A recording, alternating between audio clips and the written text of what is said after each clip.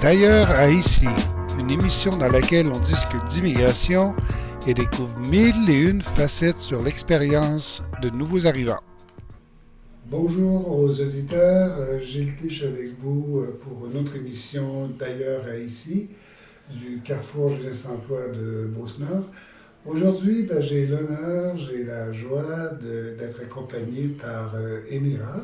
Émira qui est originaire de Tunisie et donc avec qui on va s'entretenir pendant ce programme. Bonjour Émira. Bonjour Gilles. Alors je disais que tu étais originaire de la Tunisie, c'est pas beaucoup. Et est-ce que tu pourrais nous parler de tes origines? Oui, donc je viens de la Tunisie. C'est un pays de l'Afrique du Nord, situé sur la côte méditerranéenne et en bordure du désert du Sahara. Donc vous pouvez aller du nord au sud du pays, du golfe de Tunis à la douceur de Djerba, sans lâcher du regard la Méditerranée. Ah, c'est précis. Oui, donc vous pouvez poser vos valises dans de belles adresses et dans de beaux endroits et profiter du beau soleil tout au long de l'année. Ah oui, mais là, Émira, tu me surprends avec ta belle poésie pour décrire ton si joli pays. Mais je sais que tu es de Sfax. Sfax qui est la deuxième ville du pays, un peu au sud-est de Tunis, qui est Sfax qui est un port, une ville industrielle. Alors, ça serait l'équivalent, si on dit la deuxième ville de Tunisie, ça serait l'équivalent de Québec, alors que Tunis serait Montréal, avec beaucoup de différences par ailleurs, n'est-ce pas? Oui. Donc là, je suis tout à fait d'accord. Mais moi, j'habite en fait le Grand Tunis. Donc, la maison de mes parents, c'est à Tunis, au centre-ville. J'ai fait mes études à Tunis, je travaille à Tunis, donc et puis voilà, donc tout mon parcours s'est déclenché à Tunis et voilà. Ah mais tu m'avais dit que tu étais de Sfax. Non, je je suis. Avec quelqu'un. Tu vois, Oui. on se connaît depuis très peu longtemps. En fait, ça fait 3 semaines, Oui. à peu près, dans une activité qu'on avait organisée au Carrefour Jeunesse-Emploi de Beauce-Nord pour nos nouveaux arrivants, une sortie aux pommes. Oui. Et donc, voilà, là, je vais me reprendre. Ce que je sais de la Tunisie aussi, et on en a parlé à l'époque, c'est le printemps 2011. Le printemps arabe. Oui. Toi, tu étais en Tunisie oui. à cette époque-là. Oui. Est-ce que ça l'a joué dans ta décision d'immigrer d'une façon ou d'une autre? Mm-hmm. En fait, le printemps arabe, c'est une phase transitoire dans l'histoire de la Tunisie. Entre deux époques, si j'ose dire. Et puis là, on est en phase vers la démocratie, entre deux guillemets aussi. Mais le printemps arabe, je l'ai vécu comme tout le monde dans mon pays. Et ce n'est pas comme il a été médiatisé par les télévisions, par le journal, etc. Nous, pendant ce temps-là, 2011, théoriquement, tout a changé, mais pratiquement rien n'a changé. Oui. Donc, on vit dans nos maisons, on fait de l'épicerie, on va à l'école, on travaille et on continue à vivre normalement. C'est juste que le président s'est enfui. Il y a un autre pouvoir qui a pris en fait la relève. Ça, c'est politiquement parlant. Mais socialement, on a continué à vivre. Mais c'est aussi un événement qui a apporté beaucoup d'espoir, de renouveau. Oui. Et qui a aussi engendré des mouvements supposément semblables dans d'autres pays de la région qui, eux, ont définitivement mal tourné. Si on pense à la Syrie, si on pense à l'Égypte, Oui. si on pense à la Libye, Oui. donc les pays voisins. Oui. Alors qu'en Tunisie, c'est quand même une lueur d'espoir qui se maintient encore, même Oui. si dernièrement il y a des événements qui ont fait. Mais bref, j'y faisais référence simplement pour situer le contexte de notre conversation. Oui. Ça n'a pas grand-chose à voir Oui. dans ton cas. Oui. Oui. Toi, Oui. tu peux me parler, t'es professionnel. Oui. Alors, donne-moi quelques exemples de tes antécédents, Oui. de tes études, de Oui. tes Oui. travail antérieur, ton expérience chez vous Oui. en Tunisie. Je reviens, en fait, je vais faire le lien entre ma formation, ma carrière, et aussi avec cette lueur d'espoir, avec ce printemps arabe, et pourquoi, en fait, ça n'a pas dévié comme d'autres pays. Parce que tout simplement, nous, en tant que peuple tunisien, on mise beaucoup sur l'éducation. Donc la plupart de la population, c'est une population éduquée. Donc on a quand même un certain niveau de compréhension et d'action par rapport à ce qui nous entoure et par rapport à la situation dans le pays. Donc on sait faire la différence entre le bien-être personnel et le bien-être collectif du pays.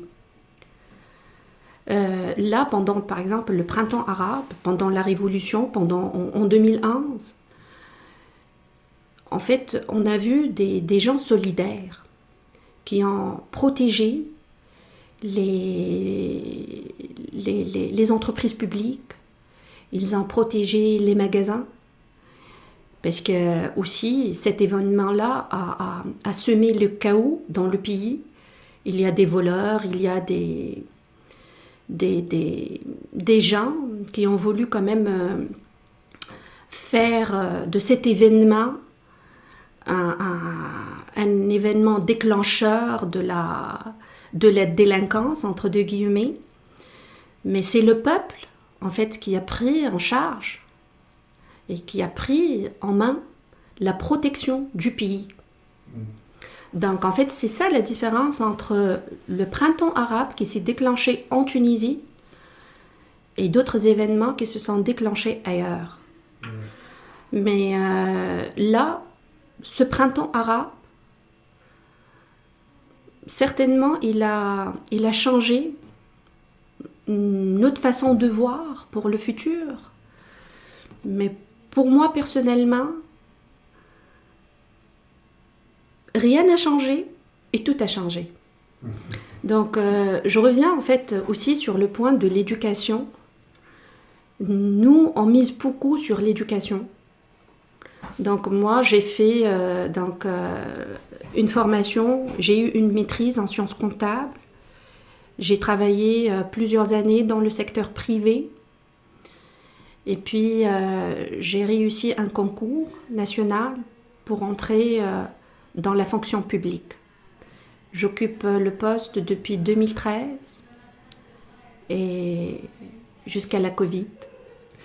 Et puis voilà. Donc, Et ça a été un contexte qui a été important dans ta décision de venir ici au Canada, au Québec.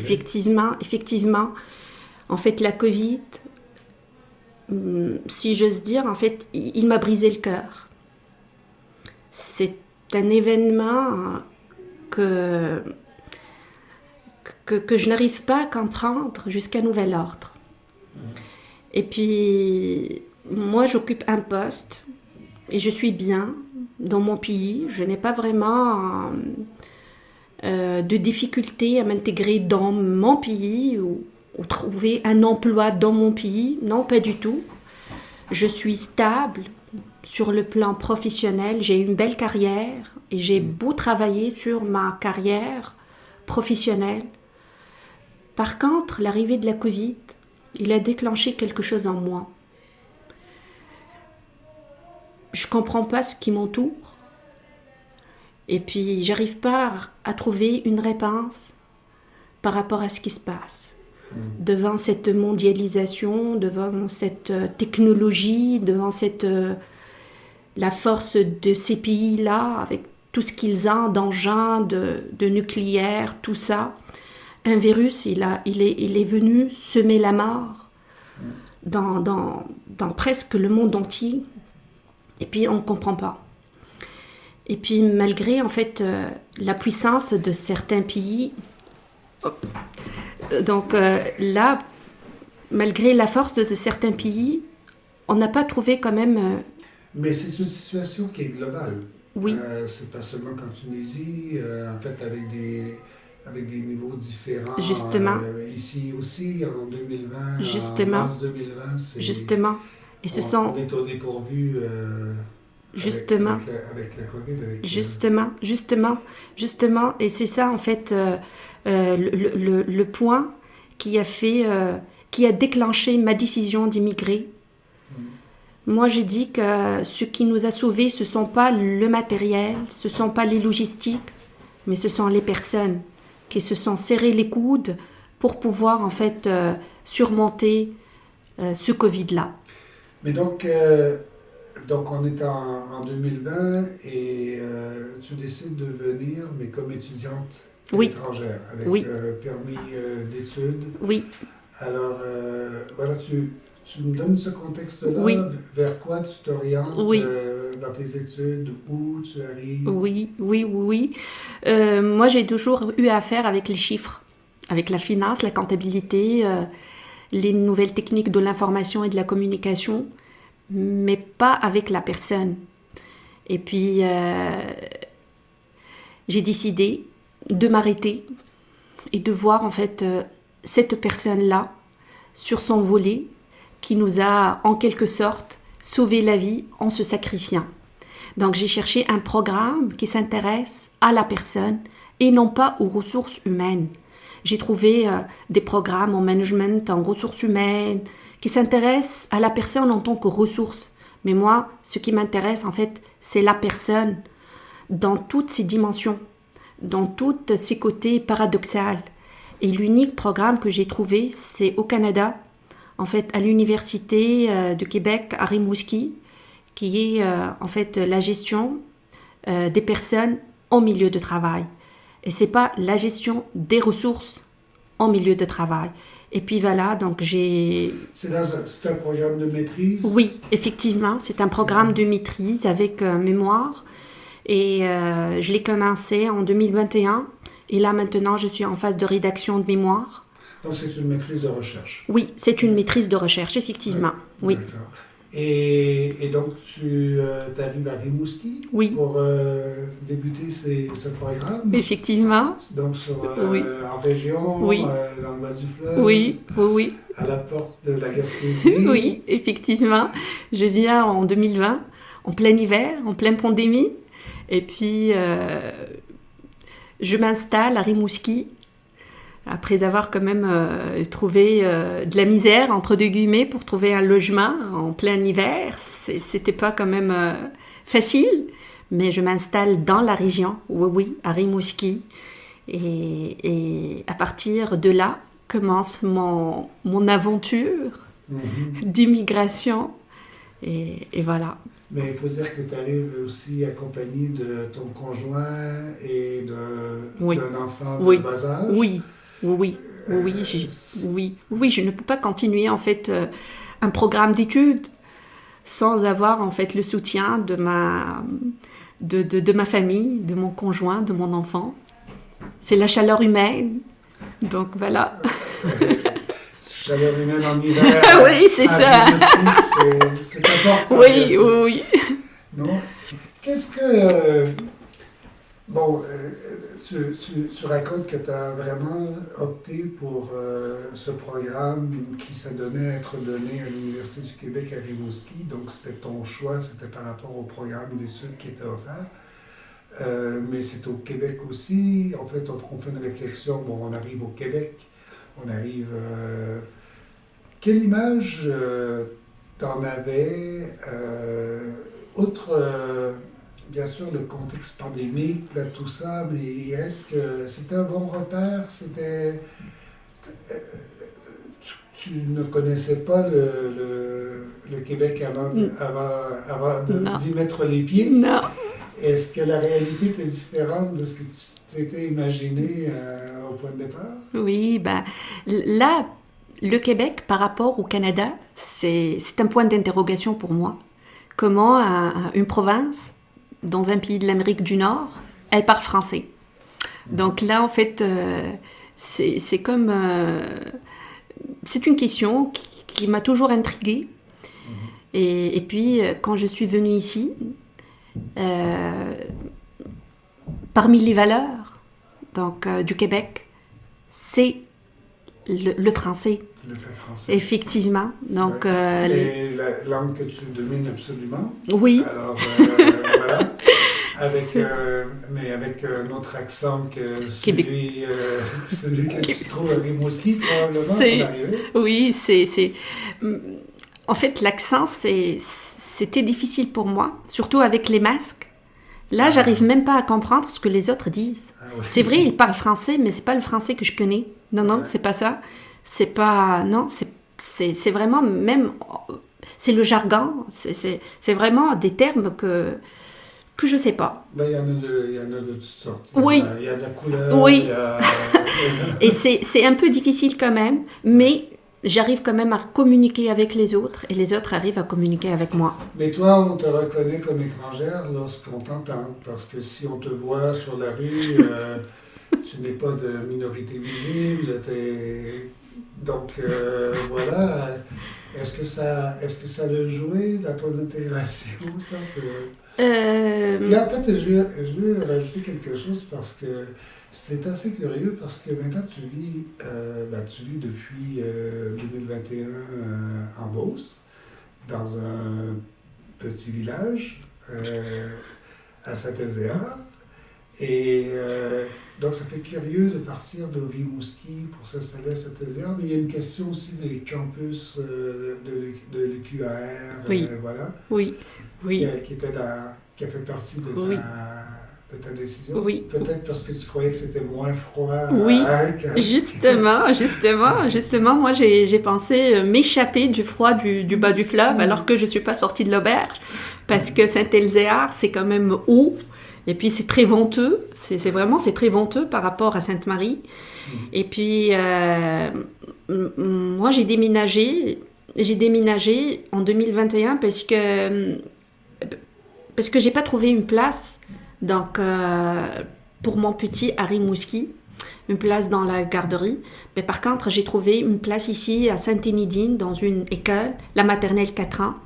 Ouais. Et puis, c'est vrai, je suis venue pour les études, mais aussi pour le bien-être de ma famille, pour le bien-être de mon enfant. Je ne peux pas quand même rester tout au long de la journée enfermée, sans activité.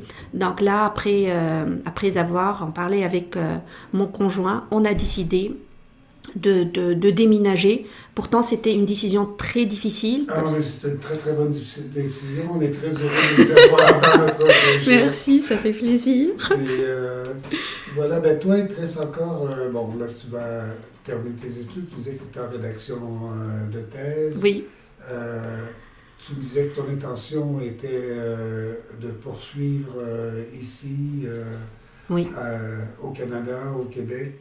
oui.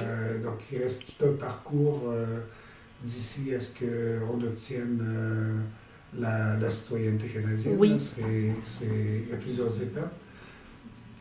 C'est ce que vous avez l'intention de faire. Oui, n'est-ce pas? oui, justement, moi, j'ai décidé avec mon conjoint, en fait, de nous installer en Beauce, et puis pour avoir des ressources, pour avoir des personnes qu'on connaît ici, et surtout pour le petit, donc, parce qu'il est à l'école. On ne peut pas quand même déménager chaque année. Et puis on est bien ici. On est entouré par de bonnes personnes. Et tu trouves ça, je sais pas, les ressources dont compte la région pour l'aide aux nouveaux arrivants, est-ce que tu vois qu'ils sont au niveau requis dans ton cas? oui, L'accompagnement qui peut être offert, les services publics, les services... oui. Pour ce qui est de l'aide, il faut tout simplement aller vers l'autre pour demander de l'aide. L'autre, ce sont des organismes, des personnes que tu connais. Et puis, si tu restes enfermé dans ta maison, personne ne va frapper à ta porte pour te demander si tu as besoin de quelque chose ou pas. Donc, si toi, tu as besoin de quelque chose, en tant que nouveau arrivant, information, l'épicerie, des vêtements, il faut demander l'information pour pouvoir donc savoir où peut-on se diriger. Donc, mais dans ton cas, ça va bien de ce côté-là. Oui, effectivement, j'ai contacté. Oui. Il y a une dimension, Émirale, que je veux qu'on touche, c'est... ta famille est d'origine tunisienne, bon, vous êtes tous tunisiens, mais ton fils a déjà la moitié de sa vie pratiquement ici. Comment ça se présente, la biculturalité dans un contexte comme le tien? Vous vous adaptez très bien, visiblement, mais il y a quand même des paramètres qui peuvent être en conflit entre les normes québécoises et la culture d'origine. Oui, certainement. Nous, par exemple, on mange épicé. Donc, on aime en fait la cuisine épicée. Et je garde ce volet-là dans la maison. Aussi, on aime faire des câlins. Donc, on embrasse. C'est ce côté-là, ce côté de câlin. En fait, ça aussi, il a porté confusion dans ma tête à un certain moment, puisque l'an dernier, là, le petit fréquentait l'école. Et surtout avec la COVID, il faut avoir la distanciation d'un côté. Et puis là, lui, c'est un Tunisien qui fait de câlins. Donc là, à chaque fois, il fait un câlin pour un petit. C'est quand même, c'était beaucoup pour l'école. Donc, on m'a contactée. Je suis allée voir l'éducatrice. Elle m'a dit, tu demandes à ton enfant de ne plus faire de câlins. Et c'était pas une tâche facile parce que je suis restée une année entière à lui expliquer et à lui faire comprendre que on ne fait de câlins que pour maman et papa. Et puis, à ma grande surprise, quand je suis rentrée au mois de juillet en Tunisie pour un mois de vacances, il fait plus de câlins. Ni pour mamie, ni pour papy, ni pour personne. Donc, chaque fois qu'on lui demande, viens, je veux t'embrasser, tu me manques. Non, on fait pas de câlins. Aussi, pour le partage de la nourriture, parce qu'à l'école, il y a certains qui sont allergiques. Et puis voilà, je suis restée une année entière à lui expliquer, on partage pas la nourriture. Ça aussi, c'était quand même un point de différence, mais... donc, il faut travailler... Oui, on travaille fort, hein? Il faut travailler pour qu'on réussisse à conserver sa culture, tout en s'adaptant aux normes. Oui. Et dans la tête d'un enfant, ça peut être tout un défi à relever, bien sûr. Oui. Et bon... là-dessus, je me demandais, on parle tout le temps d'adaptation, d'intégration, comment les étrangers arrivent et puis se morfondent dans notre contexte. Mais de l'autre côté de la médaille, comment tu trouves que les Québécois ou les Beaucerons s'adaptent à la réalité nouvelle où de plus en plus de nouveaux arrivants venus de l'étranger? Dans votre cas, comment tu vois cette adaptation du Québec et de la Beauce aux nouveaux arrivants? Moi, personnellement, je vois toujours le positif dans le négatif. Même s'il y a en fait un côté de non-acceptation de l'autre, pour des raisons, pour d'autres, moi personnellement, je ne la prends pas pour ma personne. Donc, s'il m'accepte, tant mieux. S'il ne m'accepte pas, ça ne change rien dans ma situation à moi. Mais dans la pratique, est-ce Oui. que Dans la pratique, oui. Les gens ont davantage, t'as davantage la perception que de te sentir accepté ou de te sentir rejeté? Moi, c'est sûr que je vais aux extrêmes dans mes propos. Moi, personnellement, j'ai développé des relations, pas seulement de connaissances, mais d'amitié, aussi bien à Rimouski qu'en Bosse. Donc là, j'ai des familles que je connais et qui me considèrent comme une amie pour eux. Donc ils sont de Sainte-Marie, ils viennent me rendre visite à la maison, ils viennent parfois même me demander si j'ai besoin de quelque chose. Ils frappent parfois à ma porte pour me demander si j'ai besoin de quelque chose, parce qu'ils savent ma situation. Moi, je suis étudiante, j'ai un petit enfant, je ne suis pas trop adaptée à l'environnement. Je ne sais même pas qu'est-ce que je dois faire pendant la coupure du courant, par exemple, parce que c'est très fréquent. Et moi, je ne suis pas habituée à une coupure du courant pendant l'hiver. Donc, qu'est-ce que je dois faire? Ce sont des choses qui paraissent parfois futiles pour certaines personnes, mais pour moi, ça fait la différence. Puisque ce n'est pas mon environnement, et je ne sais pas vraiment quoi faire pendant certaines situations. Donc là, les personnes qui m'entourent ne m'ont pas rejetée. Non, pas du tout.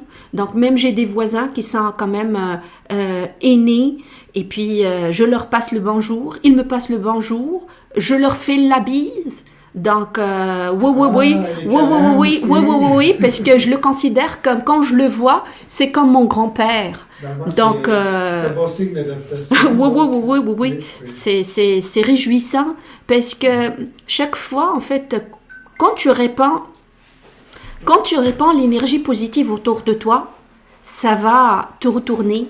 Et puis voilà. Donc cette sensation de rejet, il faut pas quand même la mettre dans la tête, parce que le Canada, c'est vaste. Il y a plusieurs personnes. Donc voilà. Ben, on est très heureux de t'avoir, d'avoir ta famille dans notre région. Et là-dessus, j'ai seulement envie de t'encourager à poursuivre dans ton parcours. Merci. Et de t'assurer qu'on est là pour t'accompagner. Oui, merci beaucoup, j'apprécie. Là-dessus, au revoir. Merci beaucoup, Gilles.